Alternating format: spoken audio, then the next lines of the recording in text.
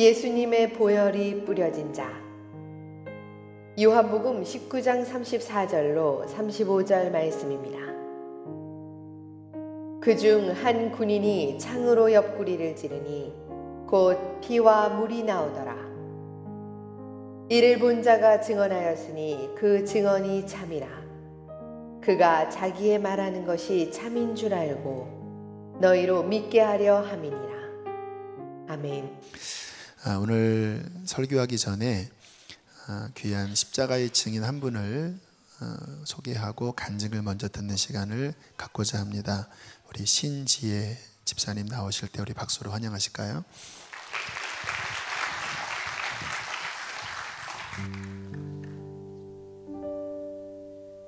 어린 시절부터 교회에 다녔기 때문에 예수님을 당연히 믿는다 생각했습니다. 학생회에서는 임원으로, 청년이 되어서는 교사로 섬기는 일이 참 즐거웠습니다. 하지만 머리로는 이해되어지는 예수님의 십자가가 가슴으로 믿어지는 것 같지 않았습니다. 늘 예수님만을 붙잡고 사시는 엄마의 삶을 보면서도 저는 되지 않았습니다. 이런 신앙으로 살아온 저에게 강대영 목사님의 말씀은 늘 걸림이었습니다.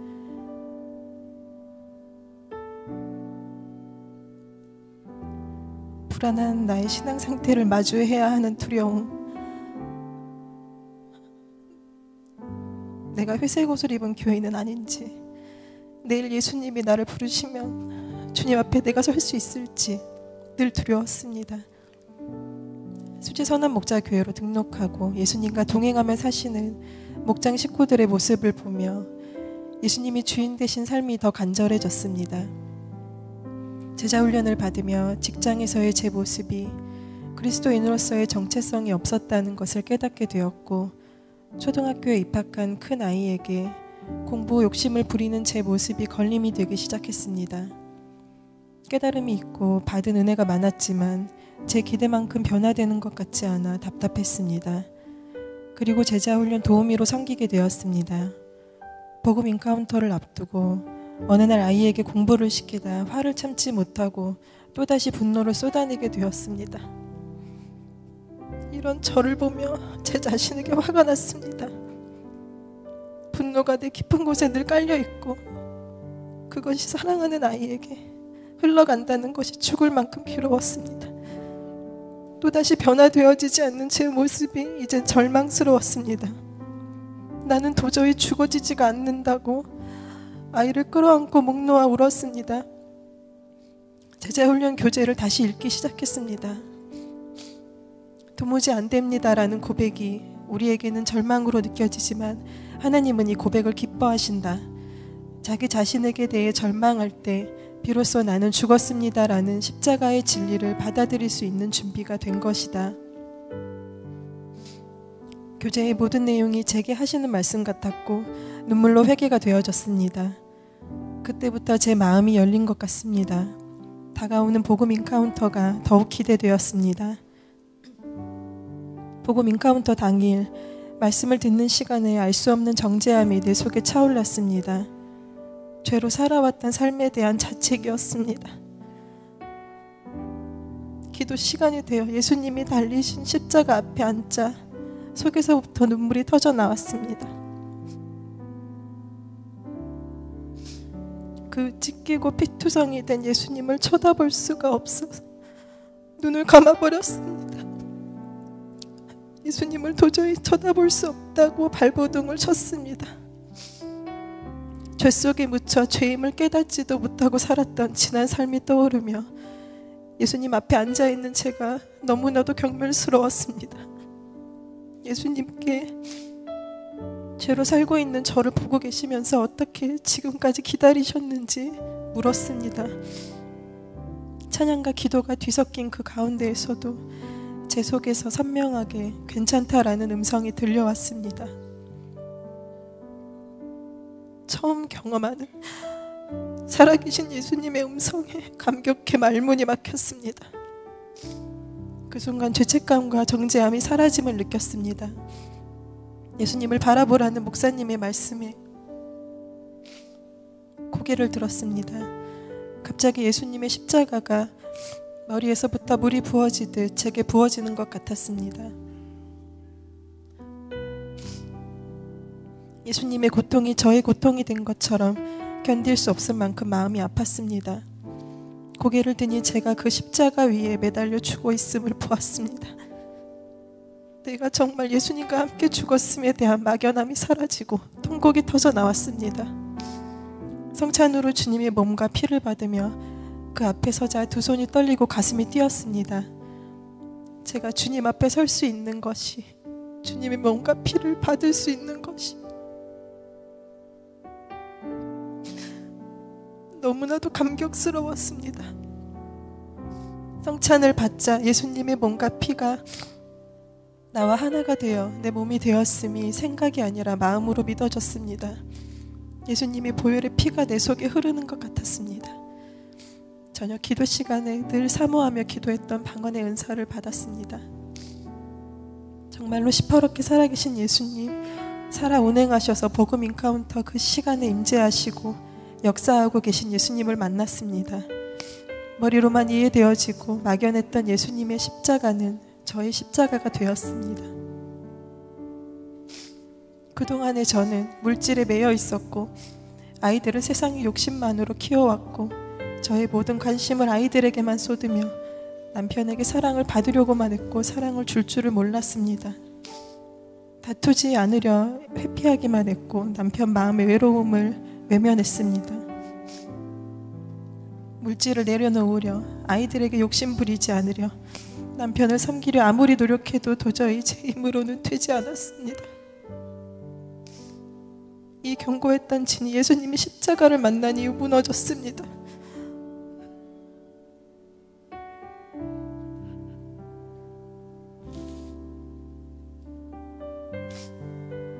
예수님은 저희 가정에 회복을 부어주셨습니다. 물질이 이젠 제게 중요하지 않아졌습니다. 주님께 예물을 드릴 수 있는 것만으로 행복합니다. 문제집을 하나 더 푸는 것보다 아이의 행복과 아이들을 주의 자녀로 키우는 것이 아이들을 제게 주신 주님의 뜻임이 견고해졌습니다.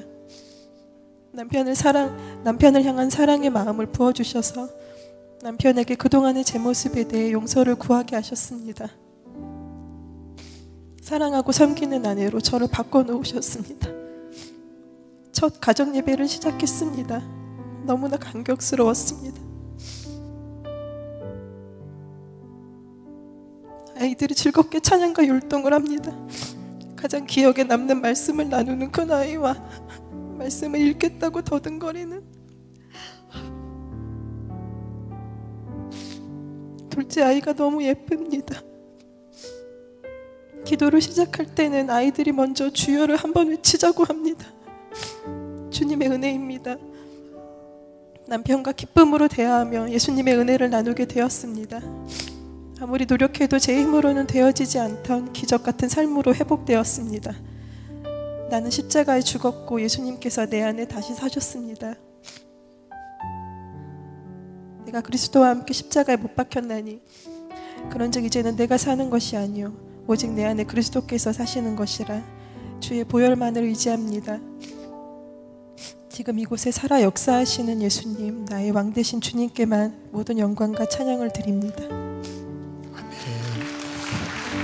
감사합니다. 참으로 놀라운 일이 벌어졌죠. 주님을 만났습니다. 귀로만 듣던 주님이 아니라 그 마음에, 그 가정의 인생에 찾아오신 것입니다. 진정한 신앙생활은 바로 이와 같은 은혜와 능력을 경험하는 것입니다.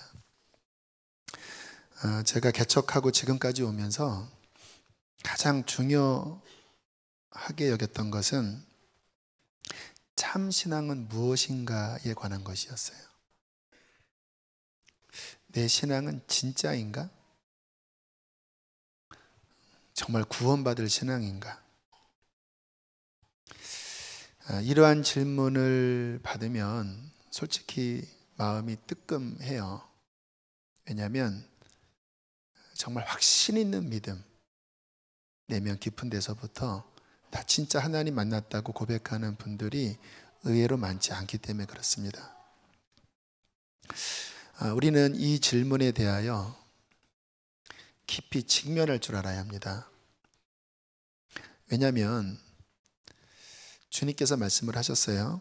그날에 많은 사람이 나더러 이르되 주여 주여 우리가 주의 이름으로 선지자 노릇하며 주의 이름으로 귀신을 쫓아내며 주의 이름으로 많은 권능을 행하지 아니하였나이까 하리니 그때에 내가 그들에게 밝히 말하되 내가 너희를 도무지 알지 못하니 불법을 행하는 자들아 내게서 떠나가라 하리라.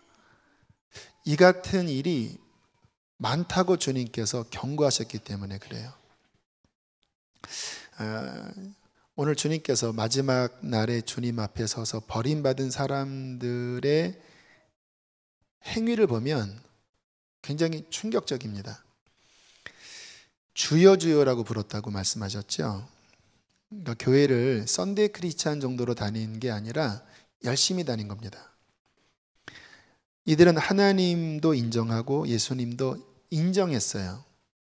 왜냐하면 교회에서 주의 이름으로 뭔가를 가르치는 자들이었기 때문에 그래요. 이들은 성경 말씀도 알고 봉사도 열심히 했는데 예수님이 내가 너희를 도무지 알지 못하겠다고 청천벽력 같은 소리를 하시는 거예요. 이 말은 뭐냐면 그동안 네가 교회 다닌 것, 내게 찬양한 것, 봉사한 모든 것이 실상은 나와 관계가 없는 것이었다라는 선언이었습니다. 주님께서 마지막 날에 이와 같은 부류의 가짜 크리스찬들이 많을 것이다라고 경고를 하고 계시니 우리는 내 신앙은 진짜인가? 정말 구원 얻을 신앙인가에 대하여 점검을 해야 하는 것입니다. 이와 같은 부류의 사람들의 문제는 뭐냐면 속고 있었다라는 거예요. 실상은 진짜 믿은 게 아니었는데 진짜 믿고 있는 줄 착각하고 있었다라는 거예요. 그래서 이제 주님 앞에 나는 천국 갈 거야 하고 심판대 앞에 섰다가 주님이 너 누구냐? 나 교회 다녔습니다. 나 이런 것도 했습니다. 근데 주님이 싸늘한 얼굴로 나는 너를 알지 못한다. 불법을 행하는 자야. 내게서 떠나 바깥 어두운 데 떨어질지어다 라고 하는 음성을 들으면 끝난 거예요. 더 이상 회개할 기회 없습니다. 저나 여러분 중에 그 어떠한 누구도 그날에 이와 같은 선고를 들어서는 안 돼요. 저는 그와 같은 마음으로 6년 4개월 동안 목회하고 말씀을 전했습니다. 이 같은 말씀을 들으면 굉장히 부담스러워들 하시고 또 어떤 분들은 겁주려고 하시나? 라는 마음을 갖고 있는 분도 혹 있을지 모르겠습니다. 그러나 기억하십시오. 제 말이 아닙니다. 예수님의 말씀이에요. 더군다나 많다라고 말씀을 하셨어요. 그러면 우리는 무엇을 할 줄 알아야 할까요? 참신앙과 가짜를 구분할 줄 알면 돼요. 그래서 내가 가짜라면 진짜가 되면 되고요. 진짜라면 계속 그 신앙을 지켜 나가야 되겠죠. 어떻게 구분할 수 있을까요? 첫 번째로 가짜 신앙은 교회는 다니지만 삶에서 죄를 이기지 못합니다. 예수님이 이 땅에 오신 이유는 자기 백성을 죄에서 건지는 거거든요. 정말 예수님 믿으면 죄를 이겨요. 물론 참된 신앙을 가지고 있어도 여전히 우리의 육신 안에 있는 죄의 욕구 속에 신음하고 또 이 세상을 살다 보면 죄에 넘어질 때가 한두 번이 아닙니다. 그러나 구원받은 사람 마음 안에는 성령이 계십니다. 그래서 죄에 넘어졌을 때 그 안에 계신 성령님이 그 안에서 막 격동하세요. 마음이 찔리게 하시고 괴롭게 하시고. 구원받지 않을 때는 죄의 자리가 편하거든요. 근데 구원받은 사람은 죄의 자리가 너무나 가시방석입니다. 왜요? 성령님이 이 안에서 막 격동질해요. 너 회개하라. 그 증세가 막 마음이 눌립니다. 그리고 그 죄의 자리가 싫어요. 두렵습니다. 그래서 결국은 죄를 회개하고 죄를 버리고 이겨지게 되는 거지요. 그러나 가짜 신앙인들은 그 안에 성령이 안 계시기 때문에 은밀한 데에서 죄를 즐깁니다. 물론 그래도 양심이 있기 때문에 조금 가책을 받지만 그것은 인간적인 양심의 가책일 뿐이지 성령의 역사가 아니기 때문에 그는 죄를 이기지 못합니다. 죄의 지배를 받아요. 어떤 분이 저에게 이런 이야기를 하시더라고요. 이분들 세상에 사시다가 이제 교회를 나오고 제자 훈련 하시면서 내가 똑바로 믿어야 되겠다 하고 결단하시면서 열심히 믿으려고 했던 남성인데 고민이 있다라는 거예요.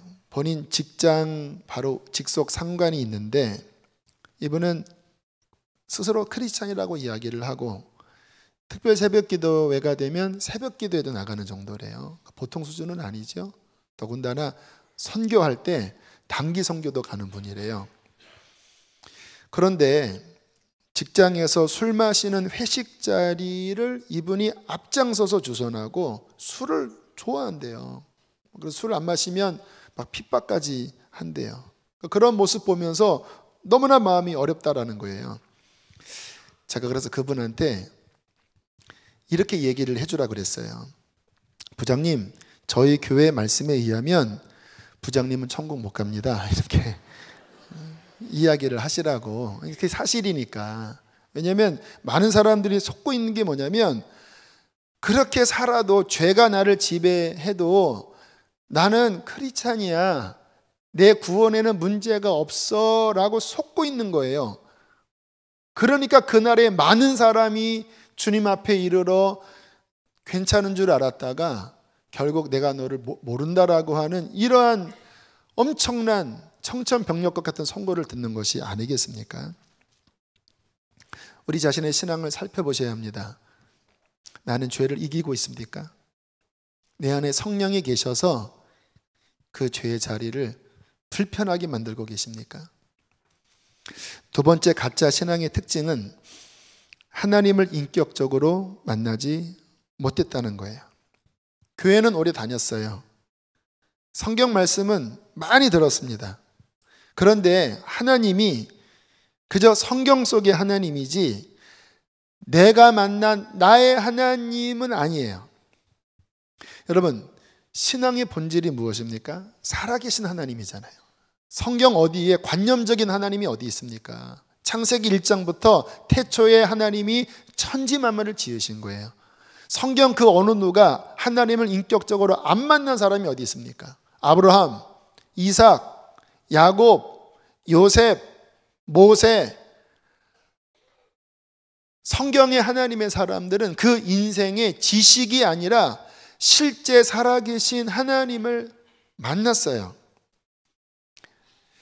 우리가 교회를 다니면서 성경 속의 하나님은 알아도 지금 내 삶에 만나지는 하나님이 아니라면 그 신앙이 무슨 의미가 있죠? 이러한 간증을 들으면 저 사람이 만난 하나님, 내 부모가 만난 하나님은 내가 인정할 줄 아는데 내 삶에는 아무런 말씀을 안 하시는 죽어있는 신이라면 그 신앙이 그에게 무슨 능력이 되겠습니까? 구원파라고 하는 이단에 10년 정도 다니다가 이 문제가 있구나라고 느끼고 나와서 교회에 온 어떤 분을 신방한 적이 있어요. 제가 물어봤습니다. 뭐가 문제라고 느껴졌지요?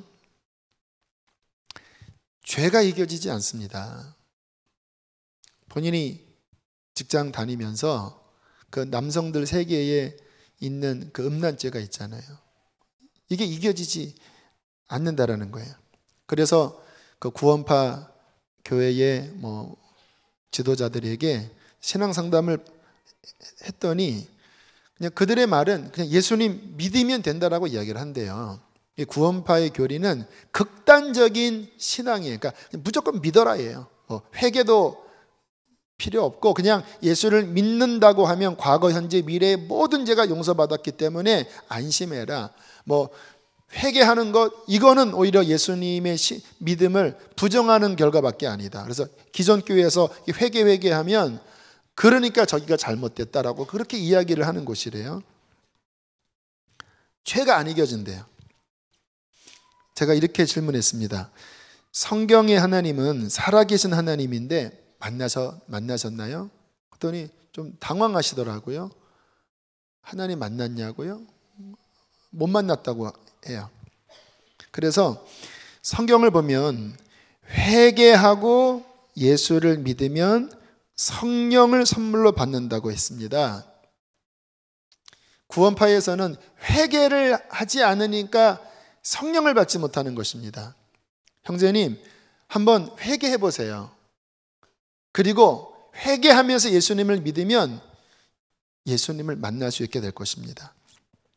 그리고 이제 어느 정도 시간이 지났을 때 저한테 그런 이야기를 하더라고요. 주님 만났습니다. 너무 제가 기뻐서 어떻게 만났냐고 물어보니까 교회 나오는 여건은 안 돼서 본인 차 안에서 이제 기도를 했대요. 기도하는데 마음 깊은 곳에 내 아내에게 용서를 구하라라고 하는 어떤 음성이 들렸대요. 이분의 결혼은 그 구원파에서 억지로 이렇게 맺어준 결혼이었다고 합니다. 그래서 사랑하지 않았답니다. 그러니까 이제 집에 와서 막 아내에게 폭언하고 그리고 막 아내를 괴롭히는 그러한 삶을 살면서 바깥에서는 또 음란한 그런 행위를 한 것이에요. 근데 회개를 하라고 해서 회개를 할 때 성령께서 아내에게 무릎을 꿇고 용서를 구하라.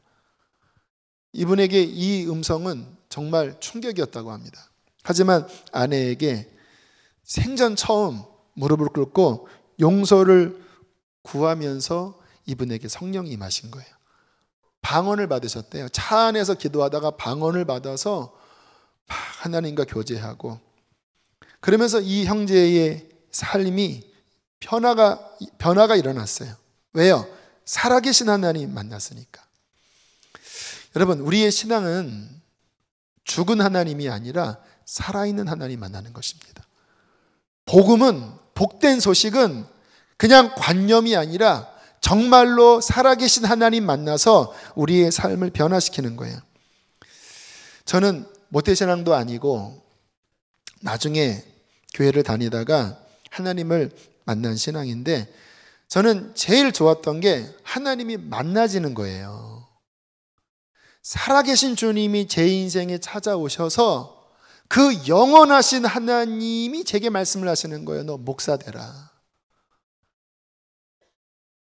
제 삶에는 많은 결핍이 있었잖아요. 정서적인 결핍, 경제적인 결핍, 상처, 낮은 자존감. 제가 어떻게 하나님의 거룩한 일을 감당하겠습니까? 저 같은 자가. 그런데 살아계신 주님을 만났거든요. 매 순간 내가 연약할 때마다 그분이 제게 오셔서 제게 말씀하시고 지도하시고 힘을 주시는 거예요.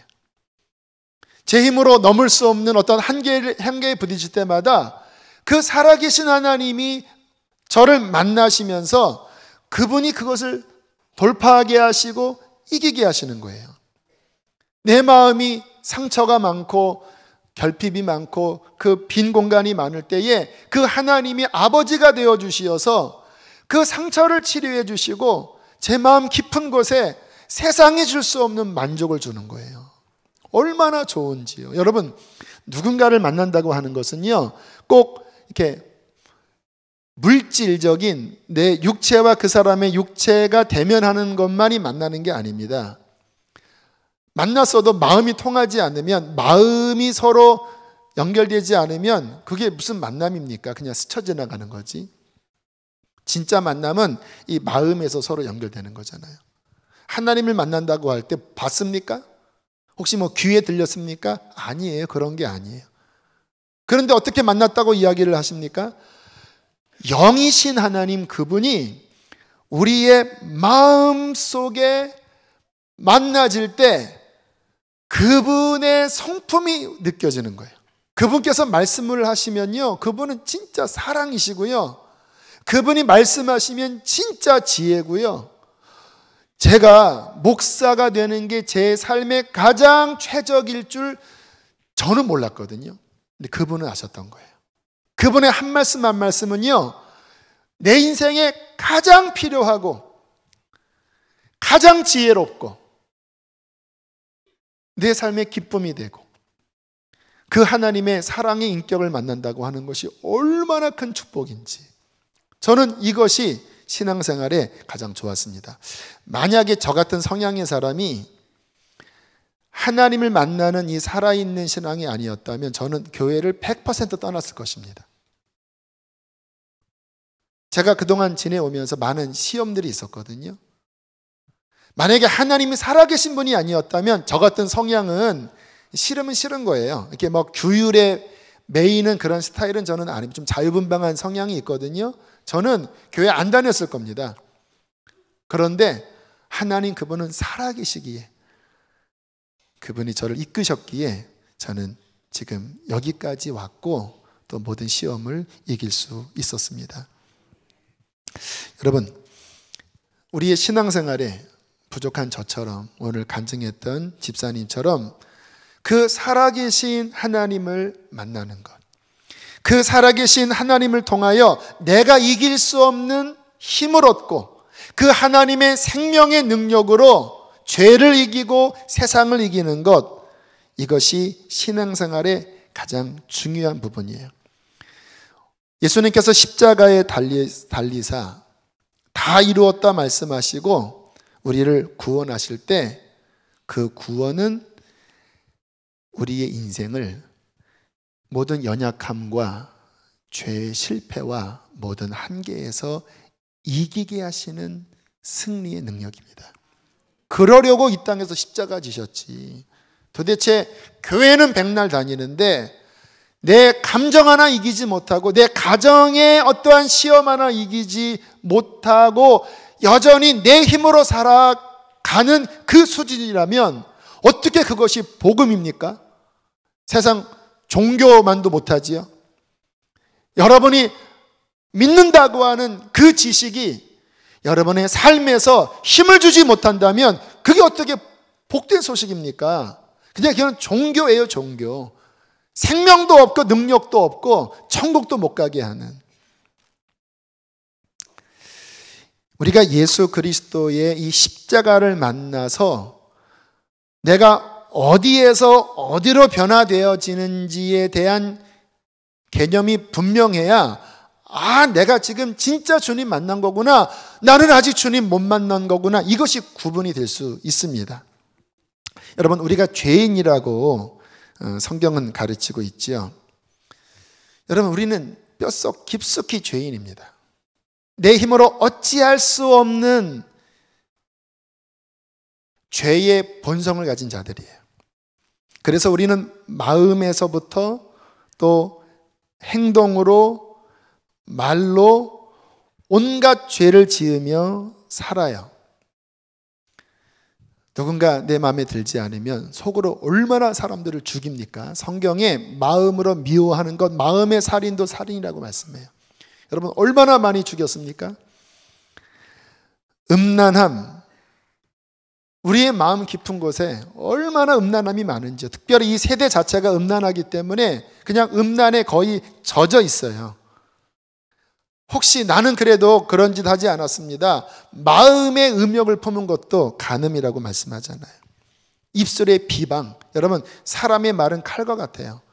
말로 그 사람의 마음에 상처를 주는 것도 상해죄에 속합니다.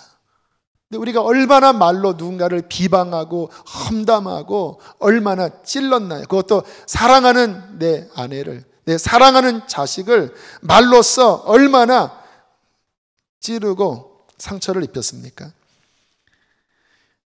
이렇게 온갖 죄를 짓고 또 누군가의 죄의 고통을 받으면서 우리의 마음은 병들어 있습니다. 여러분, 죄는 상처를 내요. 우리의 마음이 그 죄 가운데 뒤틀려 있어요. 여러분, 우리의 관계가 왜 뒤틀리는지 아세요? 마음이 뒤틀려 있기 때문에 관계가 뒤틀릴 수밖에 없어요. 이 마음이 운전대인데, 이 마음이 거울인데 깨져 있잖아요. 그러니까 분명히 내가 내 배우자를 사랑하고 내 새끼를 사랑하는데 이 마음이 죄로 인하여 찢기고 멍들고 깨어져 있으니까 이게 내가 원하는 말이 안 나오는 거예요. 그러니까 자꾸 싸우고 원수가 되고 더 깊이 상처받고 마음에 피눈물이 나고, 그러면서 우리의 마음은 점점 딱딱해져 가는 거예요. 여러분, 어릴 때는 그 정도는 아니셨잖아요. 그런데 이 세파에 여러분이 죄 속에 살면서 또 이 죄의 고통을 받으면서 마음이 얼마나 강팍해졌습니까? 눈물이 안 나요. 울어야 할 때 눈물이 안 나요. 이 속에 악심만 더 강하게 내 마음을 굳게 하잖아요. 그것이 몸의 질병으로도 가고 우울증으로도 가고, 그것이 우리의 삶을 얼마나 어둡게 하는지. 성경은 그와 같은 상태를 가리켜 이렇게 표현을 하고 있습니다. 허물과 죄로 죽어 있다. 영적으로 죽어 있다라는 거예요. 육체의 욕심을 따라 산다. 왜? 이 영이 죽어 있으니까 그냥 그 삶은 본능으로 사는데, 그 본능은 육체의 욕심이에요. 뭐 겉으로야 교양이 있지만 그 내면 깊은 데서는 이 욕심으로 살아가요. 하나님의 생명에서 떠나 있도다. 하나님과 끊어져 버린 거예요. 마음에 하나님이 안 계셔요. 지가 주인입니다. 강팍함으로 살아가요. 이와 같은 죄에 노예된 상태에서 해방되지 않는 한 아무리 교회를 다녀도, 아무리 성경 지식을 입으로 이야기를 한다 해도 그는 하나님과 상관이 없는 자입니다. 종교적으로야 그럴듯한 말을 누가 못합니까? 그런데 그 내면의 실상은 하나님에게서 끊어져 있는 거예요. 참된 신앙은 무엇일까요? 예수 그리스도 십자가의 보혈을 통하여 그 죄에서 실제 해방된 거예요. 여러분, 예수님께서 십자가에서 보배로운 피를 흘리셨잖아요. 왜 피를 흘리셨습니까? 여러분, 우리의 그 무지무지한 이 본성의 죄, 그 본성에서 꾸역꾸역 맺어진 내 인생의 수없는 죄의 열매들, 그로 인한 상처들, 그로 인한 진물, 어두움, 악한 영의 공격, 이 저주는요, 세상 무엇으로도 해결할 수 없어요. 돈으로 해결됩니까? 안 돼요. 철학으로 해결됩니까? 안 돼요. 종교로 해결이 됩니까? 안 돼요. 오직 그 죄를 씻는 것은 하나님의 아들의 보배로운 생명의 피만이 그 죄를 씻을 수가 있어요.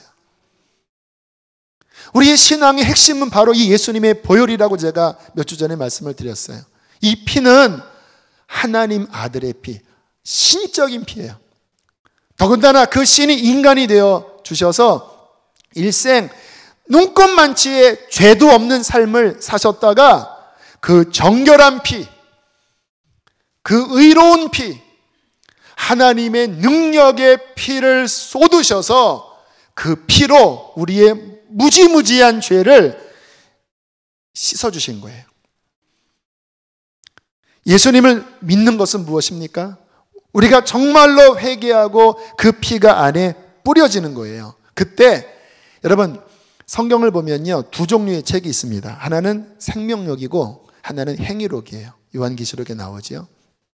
그 행위록 안에는 우리가 태어나면서부터 죽을 때까지 모든 죄가 그 마음에 숨은 동기까지 깨알같이 적혀져 있다고 그래요. 하나님은 심판날에 대충 심판하지 않습니다. 그 사람의 행한 그대로 공정하게 재판하시는 분이세요. 여기 백보자 심판이거든요. 근데 의인이 없잖아요. 이 행위록에 도대체 어마어마한 죄악이 얼마나 있겠습니까? 근데 예수님을 회개하고 믿을 때 그 피가 그 모든 기록들을 다 지웁니다. 그리고 그 피가 그 안에 뿌려질 때 죄악이 씻겨지면서 그 죄 속에, 죄의 집 안에는 악한 영이 깃들어 있거든요. 여러분, 더러운 오물에는 어떻게 알았는지 똥파리들이 날려들어요. 죄가 있는 곳에는요, 득달같이 악한 영이 들어오는 거예요. 왜 우리의 마음이 우울함에 빠지는지 아세요? 영적인 역사가 많아요. 그 속에 악한 영이 꽈리를 들고 그 악한 영의 열매인 증오, 미움, 슬픔, 이러한 것들이 그 마음 안에 막 열매 맺게 하는 거예요. 근데 회개하고 예수의 피가 뿌려지잖아요. 그러면 그 죄가 씻겨지면서 그 집이 허물어지고 그 속에 있는 악한 것들이 떠나가요. 동시에 그 보혈이 뿌려진 그 심령에 하나님의 영이 들어오시는 겁니다. 성령이시죠. 그 하나님의 성령이 들어올 때 하늘의 평화, 하늘의 기쁨, 하나님의 그 은총이 그 마음 안에 흘러 들어와요. 그러면서 그 성령님은 우리의 마음을 씻어내고 죄로 말미암아 어지럽히고 열매 맺어졌던 그 가시와 같은 것들을 하나하나 뽑아내시면서 우리의 내면과 우리의 가정과 인생을 빛으로 하나님의 나라로 변화시켜 주시는 것입니다. 이렇게 구원받을 때 가장 핵심은 예수님의 피가 그 안에 뿌려져 있는 거예요. 그러면 구원받지 못한 사람들은 어떤 부류의 사람들이냐? 이런 말씀을 들었어도 그 안에는 아직 피가 뿌려지지 않은 상태에 있는 거예요. 이 피가 뿌려지지 않는 상태의 사람은 두 부류의 사람이 있다고 볼 수 있는데요. 첫 번째는 아예 그냥 아무튼 하나님 만난 적이 없는, 거듭난 적이 없는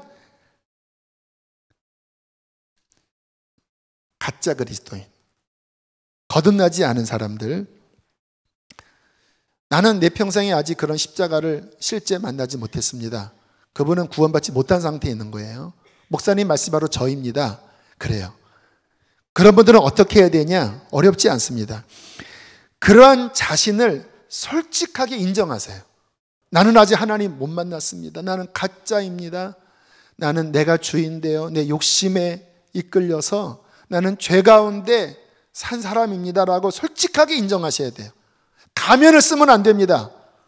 솔직하게 나의 그 있는 그대로를 고백하셔야 됩니다. 그분이 집사라도 권사라도 장로님이라도 목사라도 상관없어요. 목사 중에 천국 못 갈 사람이 한둘이겠습니까? 오늘 예수님께서 선지자 노릇하며라고 하잖아요. 자신의 죄를 고백해야 합니다. 나는 진짜 믿지 않았습니다. 내 삶의 주인이 나 자신이었습니다. 세상을 주님보다 더 사랑했습니다. 주님, 내가 이 죄를 회개하고 버립니다. 예수님, 나를 구원해 주십시오. 그렇게 진짜 찾잖아요. 그러면 어느 순간에 하나님이 어떠한 죄를 회개하라고 감동을 주시기도 하시고, 지금은 돌아가셨지만 그 어떤 권사님 어떻게 주님 만났는지 이야기하시더라고요. 막 하나님 앞에 내 문제 해결 안 해주신다고 막 따지셨대요. 근데 갑자기 주님께서 마음에 네 죄를 네가 알지 못하느냐, 너 때문에 네 가정이 막혀있는 거 알지 못하느냐 하시면서 그때부터 이게 이 가정에 있는 문제는 내 죄 때문이구나. 그리고 눈물이 터지면서 이분이 회개하고 주님 만나셨대요. 성령께서 그렇게 회개하려고 하시면 각자에 있는 어떠한 영역을 비추십니다. 그 부분이 회개가 되어지잖아요. 그러면 갑자기 그 마음 안에 아까 말씀드린 보혈의 역사, 그렇게 만나지지 않았던 하나님이 내게 만나지고 그렇게 변화되지 않았던 내 마음 안에 변화가 일어나서 와, 나 구원받았습니다. 나는 이제 진짜 믿는 자가 되었습니다. 예수의 보혈의 역사가 그 안에 이루어지게 되는 것입니다. 저는 여기 계신 분들 중에 한 분도 빠짐없이 이렇게 살아계신 주님 복음을 만나는 신앙 되길 간절히 바라요. 또 한 부류의 사람이 있어요. 이 사람은 실은 피가 뿌려졌었던 사람이에요. 분명히 주님을 만났어요. 그런데 지금은 그 믿음에서 한참 미끄러져 떨어져 있어요. 요한계시록 3장에 이런 말씀이 있습니다. 네가 살았다 하는 이름을 가졌으나 실상은 죽은 자로다. 너는 일깨어 그 남은 바 죽게 된 것을 굳게 하라. 한때는 믿었었는데 지금은 죽어가고 있다라는 거예요. 만일 내가 일깨지 아니하면 내가 도둑같이 이르리니 어느 때에 내게 이를 줄 내가 알지 못하리라. 또 그 상태에서 내가 오면 너는 내 앞에 설 수 없어 라는 경고예요. 여러분, 이런 부류의 사람들이 얼마나 많은지 아십니까? 신앙은요, 관계성입니다. 그분과 나와 계속 살아있는 관계가 유지되어야 진짜 신앙이에요. 한때는 정말로 보혈로 씻겨져서 그분이 내 주인이었는데 다시 세상으로 돌아가고 다시 육체의 죄에 져서 성령께서 막 회개하라고 그렇게 징계하시는데도 고집 피우며 살면 그 마음이 또 딱딱해지기 시작하겠죠. 또 악한 영이 들어오겠죠. 그런 일들이 너무너무 많아요. 지금 이 바깥에 교회 안 다니는 사람 중에 1000만 명 이상이 한때 교회 다녔던 사람이에요.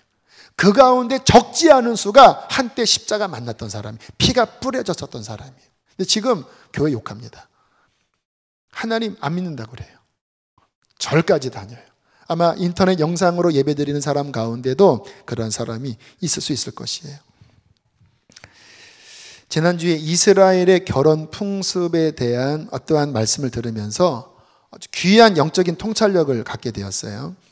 이분은 그 이스라엘에서 선교를 굉장히 긴 시간 하셨던 분인데, 그 이스라엘에 있다 보니까 우리가 깨닫지 못한 유대인의 결혼 풍습을 이해하게 됐대요. 한 남자가 여인을 사랑하면 아버지에게 돈을 받아다가 그 여자의 동네에 가서 그 여자 집에서 잔치를 벌인대요. 일주일 동안. 잔치 마지막 날 와인, 아주 고급 와인을 그 잔에 담아다가 여인에게 프로포즈를 한대요. 그때 여인이 이 잔을 받으면 정혼 상태가 된대요.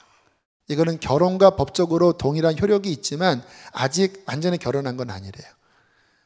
이 여인이 받으면 이제 남자는 다시 아버지 집으로 가서 한 1년여 그 살 집을 마련을 한다고 합니다.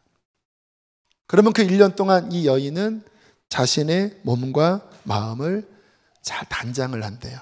이제 신랑이 오면 내가 정말 아름다운 순결한 신부로 그분을 맞이해야지 하고 기름으로 몸을 닦고 또 향유를 바르고 그렇게 준비를 하다가 이제 기약이 이르러 신랑이 오면 그 신부가 맞아서 이제 아버지 집으로 가는 이러한 풍습이 그 이스라엘의 결혼 전통 풍습이었다고 하더라고요. 근데 이게 성경에 나타난 그 말씀 여러분 떠오르시잖아요. 마태복음에 보면 열처녀 25장 열처녀의 비유 나오잖아요. 왜 신부가 신랑을 기다립니까? 그 1년 동안 이제 준비한 그것으로 올 때 맞이하려고 하는 거죠. 요한복음 14장에 보면 내가 너희를 위하여 처소를 예비하러 가노니, 그게 신랑의 모습인 거예요. 다 예비되면 내가 신랑으로 다시 와서 너희를 내게로 영접하여 나 있는 곳에 너희도 있게 하리라. 이게 혼인잔치를 의미하는 거거든요. 그러니까 성경의 맨 결론이 그 혼인잔치로 끝나잖아요. 자, 우리가 예수님을 만났다고 하는 건 뭐냐면 정혼 상태에 들어가는 거예요. 아직 완전히 결합된 건 아니지만, 천국 들어간 건 아니지만 그 와인, 예수님의 보혈을 믿음으로써 그 보혈이 뿌려져서 이제 주님과 언약 관계가 된 거예요. 이제 나의 정체성은 그리스도의 신부가 된 거예요. 그리고 주님 앞에 서는 날, 내가 죽어서 가든 주님이 다시 오시든 그 신랑을 맞이할 온전한 신부가 되기 위하여 그 기간 동안 준비하는 게 신앙생활이라는 거예요. 만약에 와인잔을 받아서 정혼 상태가 됐는데 그 신랑이 거처를 준비하는 그 기간 가운데 다시 옛날 그 캐바레에서 춤을 췄던 그 미스터 킴을 만나고 다시 옛날에 그 너저분했던 그러한 방종된 삶을 살면서 마음을 더럽힌다면 어떻게 그가 신랑을 맞이하겠습니까? 동일하게 그 예수님의 보혈의 잔을 마셔서 구원을 받은 사람이 이제 주님 앞에 서는 그날을 준비하면서 내 속사람을 단장해야 되잖아요. 처음에는 내가 신앙이 어린 아기지만 이제 점점 주님을 더 닮아가고 성령의 열매를 맺고 내 내면에 있는 쓴뿌리들을 뽑아내고 그 하나님의 영원한 집에 들어가 나의 신랑이신 주님과 영원한 복락을 누리는 그 날을 준비하는 게 신앙생활 아니겠습니까? 그런데 너무나 많은 사람들이 한때는 예수님 만났는데 전혀 속사람이 성장하질 않아요. 조금 성장하는 것 같다가 다시 그 마음이 세상에 빼앗기고 욕심에 빼앗기고 죄에 더럽혀져 있으면서 한때는 내가 주님을 만났었던 것 같아요. 근데 지금은 나는 너무나 답답해요. 기도도 안 돼요. 그래도 나는 천국 가겠지요. 마치 그 정혼한 여인이 막 외간 남자와 막 즐기면서 그래도 신랑이 오면 나는 그 집에 들어가겠지라고 생각하는 거와 똑같지 않겠습니까? 사랑하는 성도 여러분, 제 마음에 간절한 소원이 있어요. 두 가지입니다. 하나는요, 저는 정말 여러분들이 십자가 만나서 구원받은 신앙이 되게 하는 게 너무 제 큰 갈망이에요. 아까도 제가 이 자리에 앉아서 저도 모르게 하나님 영혼 구원하고 싶습니다. 오늘과 같은 말씀, 누군가는 정말 회개하고 보혈을 의지하면 주님을 만나게 될 거예요. 제 안에 갈망입니다. 왜요? 영혼 구원이 너무나 중요하니까. 또 하나의 제 소원은 뭐냐면 그렇게 구원받은 사람들이 저와 더불어 어린 애기의 신앙, 여전히 방황하는 더럽히는 자가 아니라 정말 주님 앞에 서는 그날까지 또 내 옛사람을 벗어버리고 내 속사람이 더 성장하는, 주님을 거룩하게 닮아가는 그러한 사람으로 함께 변화되기를 원해요. 이 교회가 하나님 앞에 그 일을 감당할 때 하나님이 기뻐하는 교회가 될 것입니다. 저는 내년에 그런 마음에 간절합니다. 하나님, 영혼을 구원하고 싶습니다. 그런 사람 보내주시면 복음을 전할게요. 그리고 우리 교우들이 그냥 어정쩡하게 있는 신앙이 아니라 정말 그 속사람이 성령의 기름으로 예수의 보혈의 능력으로 갈수록 성장하는 그 믿음을 함께 세워가게 해주십시오. 왜? 그것이 기독교의 본질이니까요.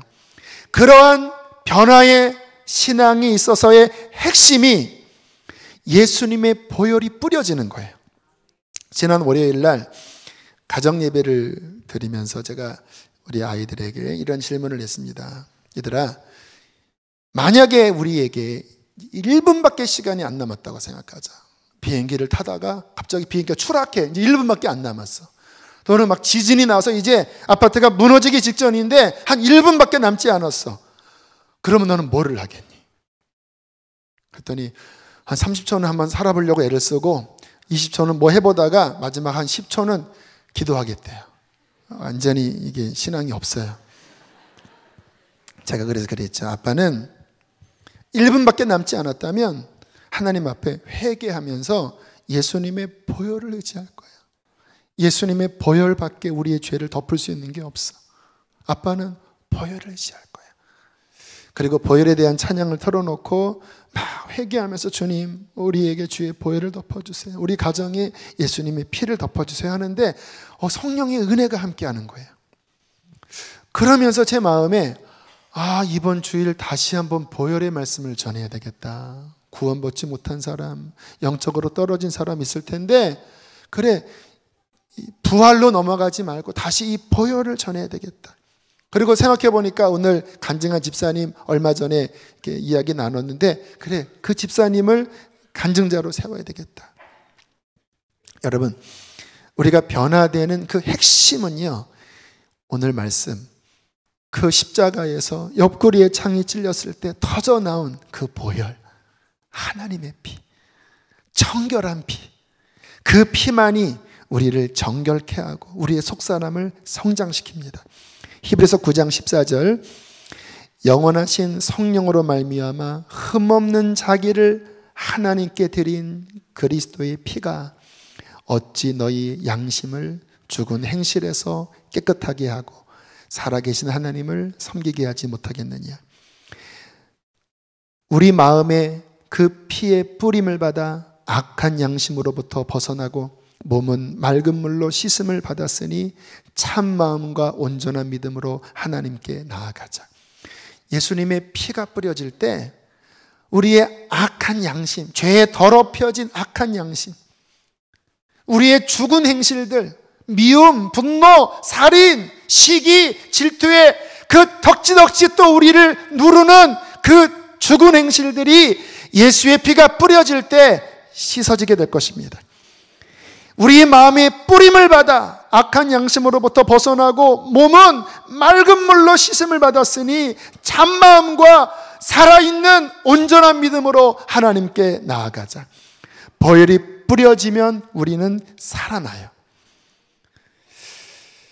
예수님의 피가 어디에 뿌려질까? 제가 이렇게 신앙생활하면서 봤더니요, 회개가 중요하더라고요. 박부현 목사님이 기도원에 계실 때 죽을 병에서 치유받는 사람들의 특징은 한결같이 통렬한 회개를 하더래요. 정말로 회개할 때 주님의 피가 역사합니다. 저는 우리 교회의 신앙이 이 회개가 분명하게 중심이 되어야 한다고 저는 믿어요. 이제 한 달, 12월 한 달 남았지, 2017년도. 저는 회개할 거예요. 더 주님 앞에 저 마음 깊은 뿌리 안에 물들어 있는 정욕과 탐심과 악한 것들을 보혈 앞에도 회개하고 제 삶의 보혈이 더 풍성하도록 저는 12월 한 달을 그렇게 보내길 원합니다. 그 피가 뿌려질 때 모든 문제에서 승리하게 돼요. 예수님의 피가 뿌려질 때 사탄은 떠나가게 돼요. 여러분 기억하십시오. 이 피가 우리에게 함께합니다. 세상에서 가장 능력 있는 것은 예수님의 보혈이에요. 여러분 세상 의지하지 말고 나 자신도 의지하지 말고 예수님의 보혈을 의지하십시오.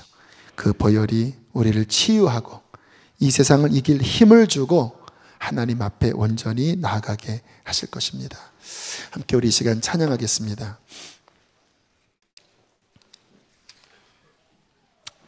불을 좀 조정해 주시고요. 우리 마음 깊은 곳에 나는 죄인입니다. 나는 지쳐 있습니다. 나는 죄에 물들어 있습니다. 주님 회개하오니 주의 보혈로 덮어달라고 기도하는 마음으로 이 찬양 고백합니다.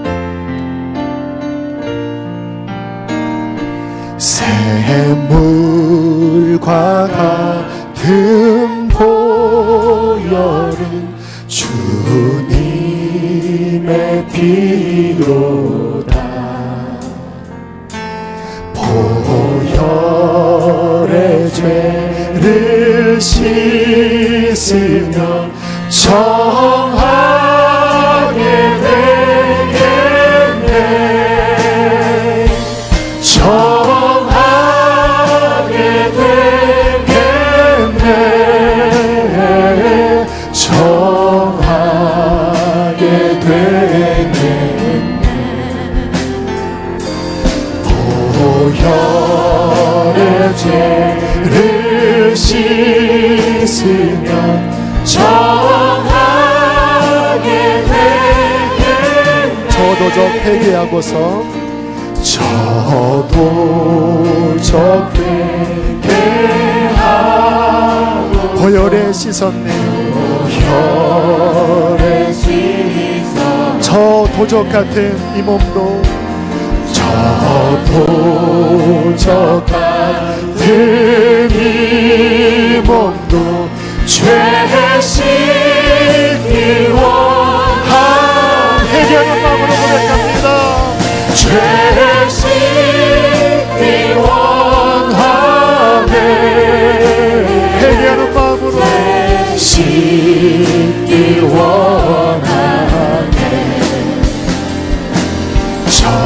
저도 저 같은 이 몸도 죄 씻기 원하네. 죄 씻길 원하네. 죄 씻길 원하네. 죄 회개하세요. 돌아온 감자처럼 십자가 앞으로 나아가세요. 저도적 그동안 방황했던 나의 삶, 죄 가운데 헤맸던 나의 삶, 주님 십자가 앞에 나아가오니 우리 보혈로 씻어달라고 우리 주여 크게 한번 부르시고 기도하시겠습니다. 주여, 주님 회개합니다. 우리의 모든 죄를 주님 앞에 아뢰옵니다. 하나님 우리를 정결하게 하여 주십시오. 주님의 보혈하는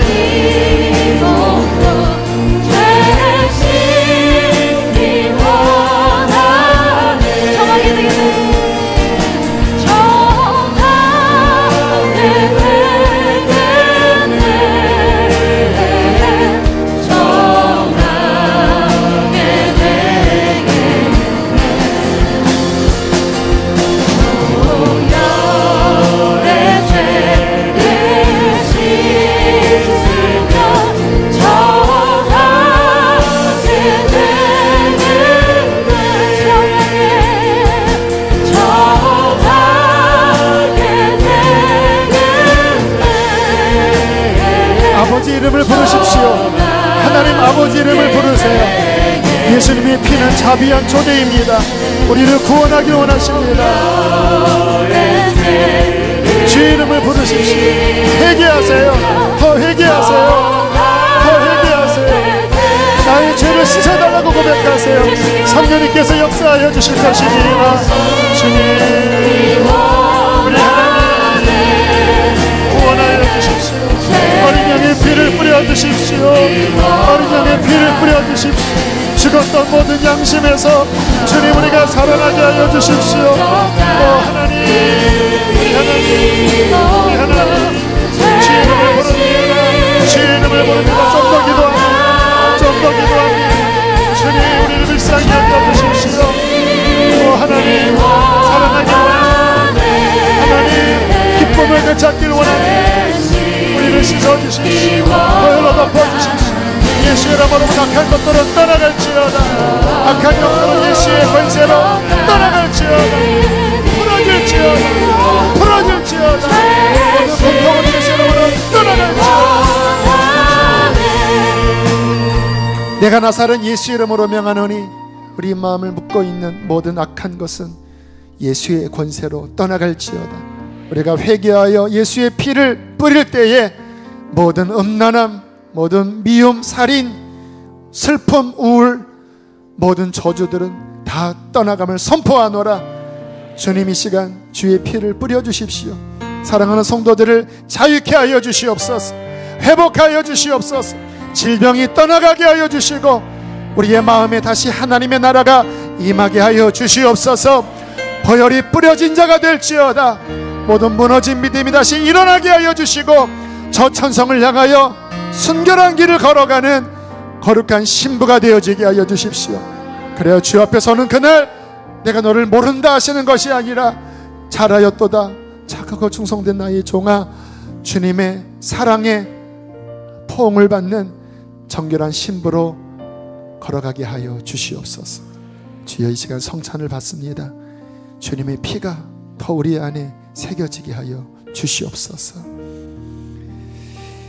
주님이 잡히시던 날 밤 떡을 떼어 제자들에게 주시며 이르시되 이는 너희를 위하여 주는 나의 몸이니 받아 먹으라 하셨습니다. 식후에 잔을 드사 이는 많은 사람들의 죄사함을 위하여 흘리는 나의 언약의 피니 받아 마시라 하셨습니다. 이 시간 먼저 떡부터 분급을 받을 텐데요, 먼저 드시지 마시고 주님 앞에 좀 더 기도하는 시간을 갖고 마지막에 함께 드셨으면 좋겠습니다. 주님, 나를 받아주십시오. 진정한 신앙 갖길 원합니다.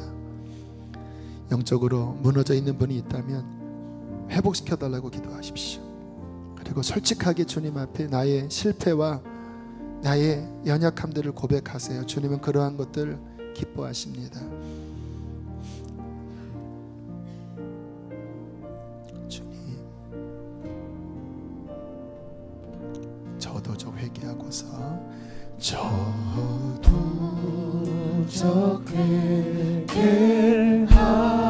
회개하고서 보혈의 시 있었네.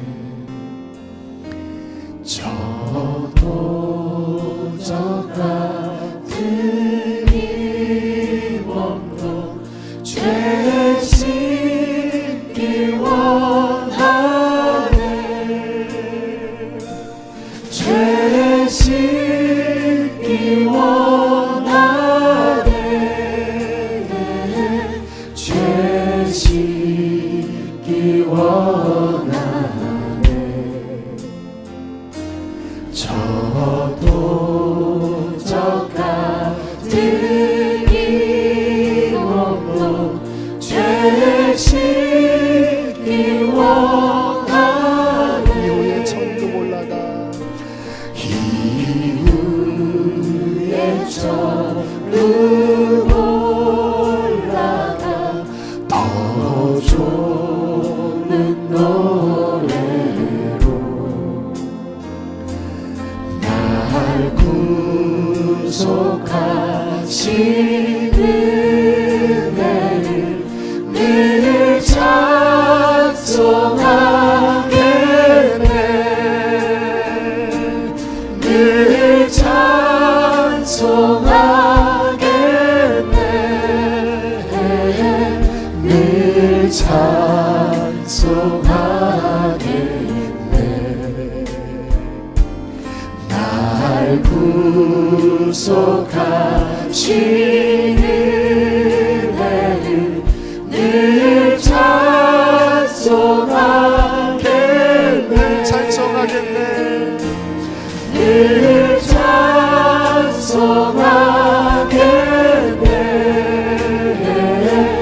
늘 찬송하겠네.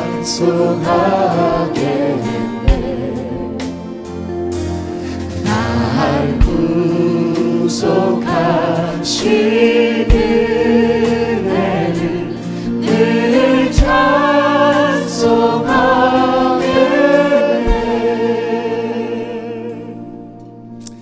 우리 시간 주님의 사랑의 희생, 자신의 몸을 우리의 구원을 위해서 십자가에서 내어주신 그 사랑의 희생을 우리 믿음으로 받겠습니다.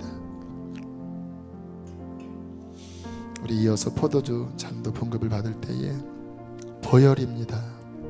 하나님의 피, 생명의 피, 흠없고 정결한 어린 양의 보배로운 피가 우리를 구속하셨고 우리를 그 더러운 죄에서 씻으셨고 우리 같은 죄인이 하나님의 자녀가 되게 하셨습니다.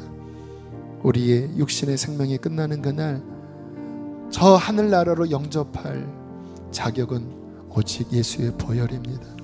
주님, 보혈 없이는 살 수 없습니다. 내 마음에 주님의 피가 더 뿌려지게 해주시고 주여 나를 하나님의 거룩한 백성으로 변화시켜 주십시오. 그렇게 기도하시면서 잔을 받길 원합니다. 샘물과 같은 보혈은 샘물과 같은 보혈은 주님의 피로다.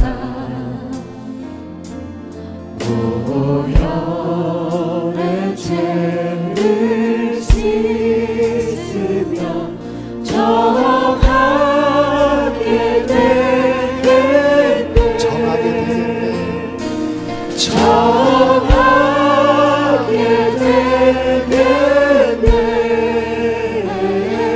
정하게 되겠네.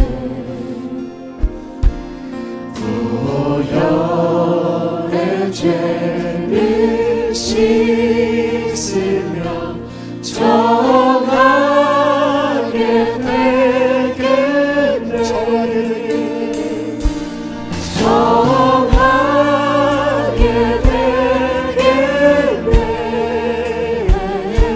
정하게 되겠네. 보혈의 죄. 기도할 분들은 계속 기도하세요. 주님의 보혈이 역사하고 계십니다. 정하게 되겠네. 날 정케 하신 피 보니 날 정케 하신 피 그 사랑 한없는 사랑 한없는 살 동안 받는 사랑을 늘 찬송하겠네 늘 찬송하겠네. 여러분, 보혈은 사랑입니다. 보혈은 사랑입니다. 하나님이 우리를 죽기까지 사랑하셨습니다. 생명을 다 쏟기까지 사랑하셨습니다. 늘 사랑을 늘 찬송하겠네. 마지막 고백합니다. 늘 찬송하겠네. 늘 찬송하겠네. 늘 찬송하겠네.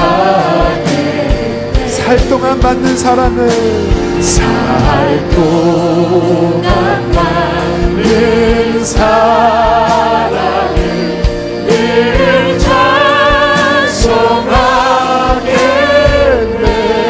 찬송하겠네. 주님이 우리를 사랑하십니다. 보혈은 사랑입니다. 이 보혈 안에 들어갈 때 영원한 사랑 안에 들어가는 것입니다. 세상이 줄 수 없는 영원한 사랑. 우리 믿음으로 주님의 보혈을 받겠습니다. 기도하겠습니다. 주님, 죄인이 예수님의 피로 정결함을 입어 하나님의 자녀가 되었습니다. 보혜사 성령이 내 안에 계셔서 연약한 나를 이끄시고 상처투성이 나를 고치시며 이 세상을 이길 힘을 주십니다. 믿음 없이 세상에 살면서 병들고 상하고 힘겨워하고 지쳐 있었던 불쌍한 양들을 주님 보배로운 피로 씻으시고 하나님의 영원한 사랑으로 안아주시어서 다시 일어나게 해주십시오. 저 천성을 향하여 믿음의 길을 걸어가겠습니다. 더 이상 가짜가 아니라 진짜 신앙으로 걸어가겠습니다. 연약하오니 보혈을 계속 뿌려주시고 성령을 계속 부어주시고 부족한 우리와 함께 하셔서 영원한 천국을 유업으로 받을 지혜로운 신부 처녀들이 되게 해 주시옵소서. 주님 사랑합니다. 생명 다해 주님 사랑합니다. 한 주의 삶도 주께 맡기오니 함께 하시고 귀한 예물을 주 앞에 봉헌하오니 우리의 모든 삶에 동행하여 주시옵소서. 이 교회를 주께 맡깁니다. 보혈로 덮어주시어서 악한 공격으로부터 지켜주시고 많은 사람을 구원하고 그리스도의 신부로 세우게 하여 주십시오.